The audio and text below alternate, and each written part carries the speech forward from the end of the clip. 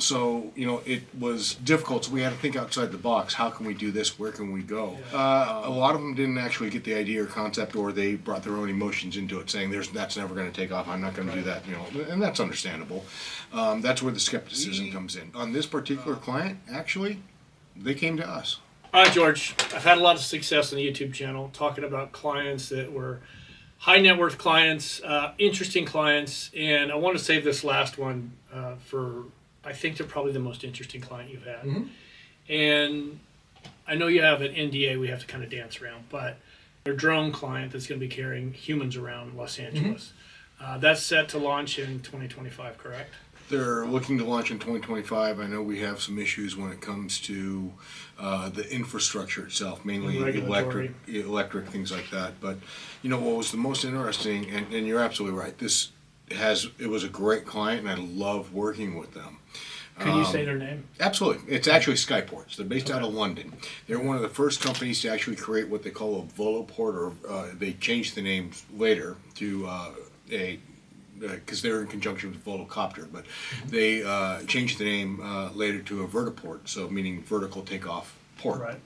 And the idea and the concept is that, initially they'll have drones that will have pilots initially for the first couple of years that will have set routes that take them from one location to another from the airport or wherever, avoiding a lot of congestion and traffic throughout. But then in a couple of years, the idea is that after proof of concept, they're going to get rid of the actual pilots, and it'll be completely autonomous, and people can just check in, get in it, go to their location, get off, and go out. All for about the cost, hopefully about an Uber Black per person. So, what was interesting about this was the education process. Mm-hmm. It's a new concept that we actually, when you go to a landlord and you try and talk to them about use, no one's done this before. So trying to explain it and how it's going to work and what their business model's like, which unfortunately I can't really get into here, but how it would work for the landlord and what they're looking to do and why they would want them. That was the most interesting part, and I had a blast doing that because it was easy to start those conversations. We're going in there and saying, I have a autonomous human carrying drone company that I'd like to talk to you about putting in your building or property. Yeah, exactly. And that was actually a lot of the reaction. That'd be hard. I want to come back to how you negotiated, but first I want to make sure we have a true understanding. So let's say I land at LAX. Mm-hmm. I get on my phone. I say, I want a car. I want to take the drone to downtown LA. Mm-hmm. So I'll get in a car. Will take me to the port, the landing, wherever they land. And then I'll get in the drone, and it'll take me to downtown LA. Yeah. Approximately, in a car, that would be well over an hour. Yes. Well over an hour, probably hour and a half. What's it going to be in a drone? The actual flight time, about 15 minutes. Okay. And, the timing to get huge time savings. But the timing also to get from, let's say, the airport just to the vertiport, really not that. It's just like you're taking a shuttle bus, to either the taxi drop-off areas or even to the rental car pickups, or the parking lots. They're all very close by and very easily done. So it's a matter of just going into it. And the concept was, yes, we have to have set routes, obviously, because we can't just have willy-nilly drones landing wherever they want. A flight. So there has to be a flight pattern, flight path, maximum height, minimum height, also, where they're landing. But then, so we had to look at all kinds of things like, what about ingress, egress, people coming through? Initial concept was, can we put these at the top of high-rises on the heliports that they're using? Mm-hmm. Unfortunately, it really doesn't make sense because you don't have a whole lot of, most heliports and high-rises nowadays, they don't have the fire life safety issues, but more importantly, it's also they don't have elevators. How are you going to get in and out? All the passenger throughput. So, it was difficult, so we had to think outside the box. How can we do this? Where can we go? A lot of the interesting, we also got a lot of pushback, too, where people were like, well, I don't want a helicopter making all this noise at my property. The interesting part is all electric motors, multiple points of failure. These drones, even though they're the size of like a small helicopter, really put out the same noise as a vacuum cleaner. And when they're up in the air, you can't even hear them. Yeah. So, so we had to overcome a lot of that. You've sold me on the speed. Now let's talk about the safety, because I can see getting in when it's manned, but to get in something when there's nobody else driving the damn thing, that would be a little hard. So talk about the safety. So how many propellers, I guess, would be on a drone? Typically speaking, you have anywhere from 8 to 16, depending on who the manufacturer is. How many of those could fail before you were good? At least half. Okay. And for the larger ones, even more. Okay. And before it's not able to fly. So I mean, it's there, and there's multiple points. So just like on a helicopter where there's safety features, like if the engine actually goes out, it'll auto rotate. Sure. And things, and so you have the same kind of safety features there as well. But more importantly, you have the 12 essential lift blades, or so on average, 12 lift blades that even if 6 went out, it would still be able to fly. Right. It's kind of like having a multi-engine jetliner. If one of the engine goes out, it can still fly. Right. How big are these things? You said it was like the size of a helicopter. So does it seat 4 people, 6, 2? 2 to 4, depending on the manufacturer. So there's a lot of companies out there right now that are building these type of drones. I heard there was 250 companies building these things. There's quite a few now that we're just there's quite a few, and obviously Airbus is one of the leaders. Toyota, surprisingly, is one of the leaders as well. Okay. There's a whole bunch of people who have put a lot of, and this is not something that it sounds new. We were actually talking about this. I remember my first discussion about having autonomous drone carrying. It was probably in 2015. Mm-hmm. And we've actually been working on this infrastructure since pre-COVID, 2019, is when we started looking to help this infrastructure and build it out. It's just the timing, the municipalities, you have multiple government issues, from both the cities, the FAA, all that. So, it's taken a little bit of time, but it's actually coming to fruition now.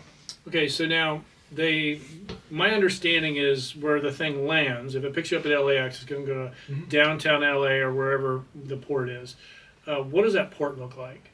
It's pretty standard. It can look really nice. So some of the ones that they have built already as their proof of concept, it will typically hold anywhere from 2 to 4 drones. Mm-hmm.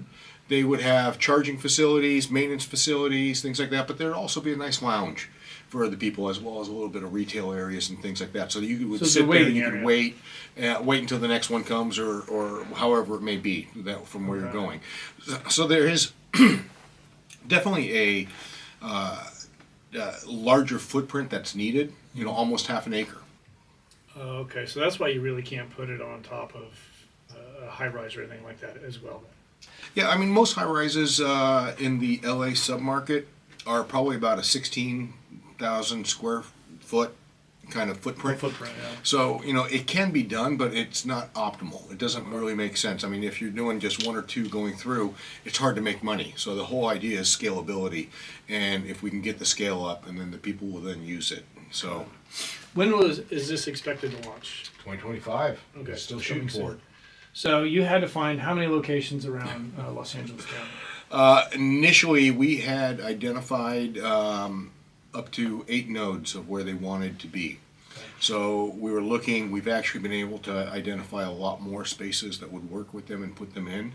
Hardest one was, of course, by LAX. Yeah. That's a tough one because of all the flight patterns and growth, but we were able to find something put in, and unfortunately I really can't go into the details of that because that's really a proprietary business model about how they build their voloports or vertiports and how they how they're doing their business model. So that's really a proprietary, and unfortunately can't get into that. But that was probably the hardest location to find, and we were able to identify one that was literally walking distance to LAX. Well, that's good. So that's great. But then also, then we started looking out for some of the other areas. The next hardest part's the infill neighborhoods because Los Angeles is pretty infill. We don't have half-acre lots just sitting around. And so we had to start thinking outside the box. How can we do this? What can we do to be able to put this type of surface and the needs there, but also be able to supply the power? Sure. That was the biggest issue as well, and that's still an issue. And that's one of the reasons why originally, I think the original plan pre-COVID was to launch in 2023, 2024. COVID threw everything off by a couple years, obviously. We're still having some issues with electrical power. So because you essentially need high power going into the areas so that they can charge the drones when they land. They have to be recharged. But if you don't have that charging capability or systems in place, you have to then coordinate with Southern California, the utility company, whoever it may be, to bring that power in. And that in Los Angeles can take 1 to 3 years. Now, so how did you start? Do you think, okay, this is our flight path, and so we've got to be along this path, or how did you start? We started with identifying the main areas. Okay. Because we had a little bit of leeway with the paths before they were filed and before they were approved. Main areas for? Meaning doing research on congestion and traffic patterns. Gotcha. So what are the most highly trafficked, if we're going to base the headquarter base out of, let's say, LAX, where do most people go? And that can be easily reached, and the majority, whether it's going to be, that also has traffic issues where people would utilize this. So, downtown LA was a ideal market for that, with all the traffic congestion and everything else, but also because it's downtown LA, you're very close proximity right to Pasadena, right to Glendale, Burbank, North Hollywood, Silver Lake, Hollywood, or even down south into LA proper. So it was a perfect hub. Then we started looking at different other locations of, where is the traffic pattern going? We realized that Thousand Oaks was actually quite a big one, that a lot of people wouldn't necessarily, think about that hour drive from Thousand Oaks without traffic to LAX. So you're being generous in an hour. And change that to 15, 20 minutes now. So we're starting to look at that as well, and we started looking there, Orange County areas, and different areas that we're looking at that we could actually make use, that made sense, where people would use it. Obviously, we're not going to look at LAX going to La Jolla, or rather Loyola Marymount or Westchester, because no one's going to take that for three miles. They'll just wait for a regular ride share or taxi. How did landowners or developers, how did they respond to you when you came up with this came in with this concept? A mix. I would be skeptical. I'm like, a mix of confusion. Who is this dude? Yeah. A lot of them didn't actually get the idea or concept, or they brought their own emotions into it, saying that's never going to take off. I'm not going to do that. And that's understandable. That's where the skepticism comes in. But there's proof of concept. We have proof of concept, things that have been built out. It's been utilized in Brazil. Singapore had the first vertiport. They have one right now in London right now. The proof of concept is there, and we're starting to see people use them. So when we're looking at it, it's like, okay, this is going to be the way of the future. Do you want to be part of it or not? And the idea and the thought process also is that landowners, just like any other mass transit system, although I wouldn't call this mass transit, but typically speaking, those areas increase in value because of the foot traffic that it brings. So if we can do that and have that come in, even the novelty aspect of it, I can see, not going into details, but we even talked about some areas that could be a little bit more tourist driven. Sure. Where it might be, instead of taking a $600 flight for 1 hour on a helicopter to drive up to the coast or fly up the coast to Malibu and back, for 1 hour, instead it could be a $75 charge with a drone doing the same thing. Right. And with something pre-planned and pre-played over a complete flight pattern coming in, back and forth. So it helps businesses like that to be able to understand the economies of, this is the actual cost, this is what it's going to be. I don't divert my flight pattern, I don't do that, like a human pilot would do. But also it lowers that cost dramatically. The cost of one of these drones is a fraction of a helicopter. I'm sure. And the sound too, the fact that there's so little noise. Yeah, the noise attenuation. It's surprising in that it's a little bit over 70 decibels is on average what they're putting out, which is about the same sound as a vacuum cleaner. So dogs may go running, but humans typically don't see it. In fact, when they were doing their initial test in Singapore 4 or 5 years ago, there's video shots of the drone flying just 150 feet above people. They didn't even notice or hear or look up or do anything. Right. Yeah. So That's interesting. Now let's talk about, and I don't know that you can talk about this, but were you doing leases for them, or were you doing rev share with the landlords? we had a couple different Okay, there options and opportunities other that we oppor- could do okay. with on the pricing model and income streams for the landlords. Okay. Are you still looking for locations around Los Angeles? Or are you Not at this time. full right now? Okay. We're full. We actually were able to, because of their unique business model and how they build their vertiports, we were able to actually lock in a